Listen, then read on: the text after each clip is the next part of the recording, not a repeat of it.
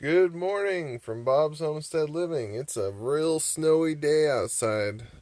Big giant storm came up through the Sierras and Northern California, and I'm basically in Northern California where I live in Eastern Oregon, so got pelted with snow. Supposed to get about another foot today, but just wanted to make another morning edition of Bob's Morning Coffee Rants here on the homestead. As usual, we got Big E in his spot, staying nice and cozy. We got Tiny down here. I got my shoes under the stove here. And I got, here, I'll show you. I got nice, yummy beef stroganoff breakfast. Kind of mixed together with some leftovers from last night, but that's what you do.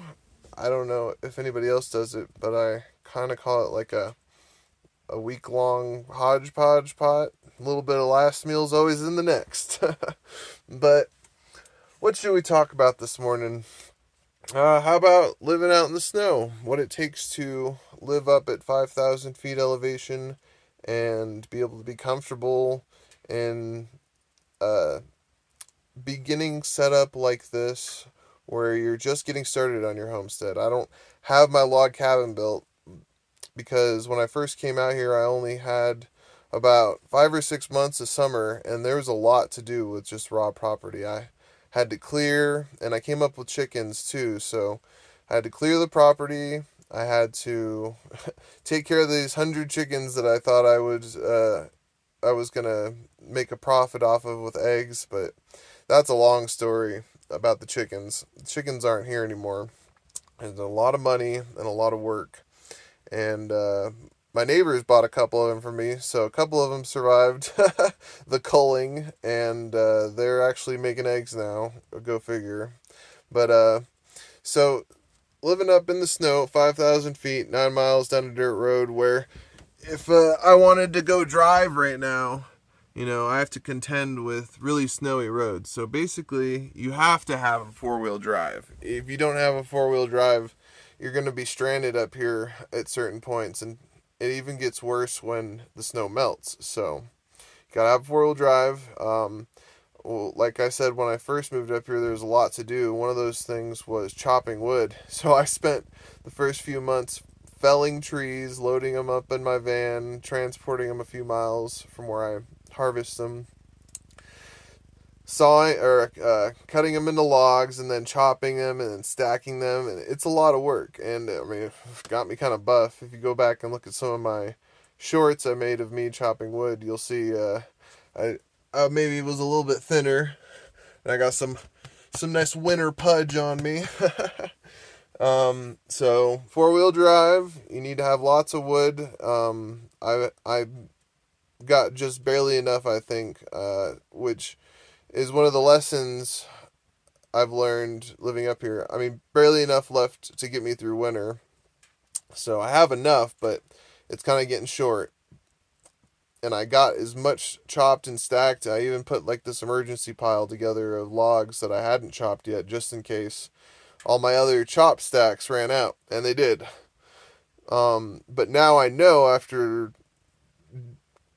learning what a winter up here is like, how much wood I will need. So this next year, I know for sure that I'm going to need probably twice as much as I did last year, which I got to factor into how much time I'm going to use to chop wood. And there's a lot of projects I want to do too.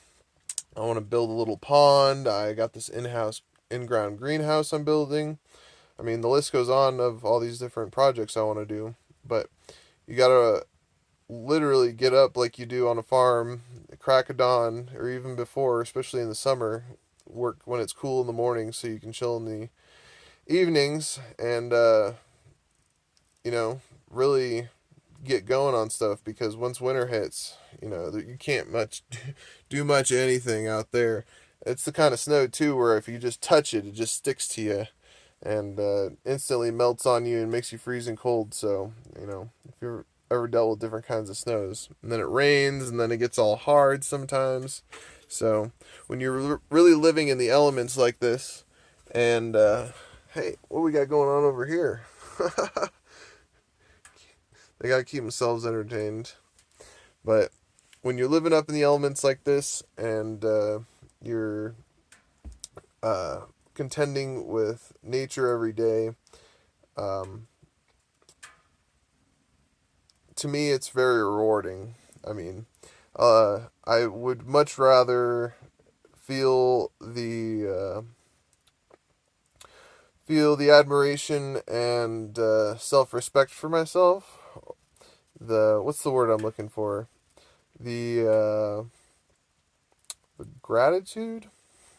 No, that's not it. Uh, Proud. I mean, I feel proud that I get it done. I'm sure put in the comments what word I'm trying to figure out.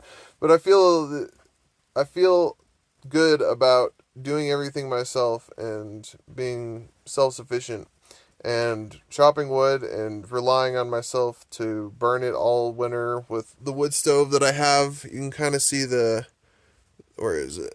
The pipe sticking out right about there on my tent. I don't have that burning right now. The dog's in the tent right now in his cage, and I got his cage wrapped in thermal blanket, so he's staying nice and warm. I go in there every now.